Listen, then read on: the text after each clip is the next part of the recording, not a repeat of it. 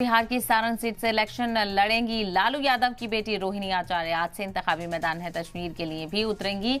परिवार के साथ पहले वो मंदिर में पूजा पाठ करेंगी, तो वहीं सारण सीट से उनका मुकाबला बीजेपी उम्मीदवार राजीव प्रताप रूड़ी से होगा। तो यहाँ पर लगातार इंतखाबी सरगर्मियां बढ़ती हुई नजर आ रही हैं और बिहार की सारण सीट से लालू प्रसाद यादव की बेटी रोहिणी आचार्य को उम्मीदवार बनाया गया है और आज से इंतखाबी मैदान में तस्वीर करती हुई भी रोहिणी आचार्य नजर आएंगी। तो परिवार के साथ पहले वो मंदिर में पूजा पाठ से शुरुआत करने वाली हैं और सारण सीट से उनका मुकाबला बीजेपी उम्मीदवार राजीव प्रताप रूड़ी से होगा। ऐसे में देखना बेहद अहम होगा कि सारण सीट पर कौन कब्जा करता हुआ नजर आता है।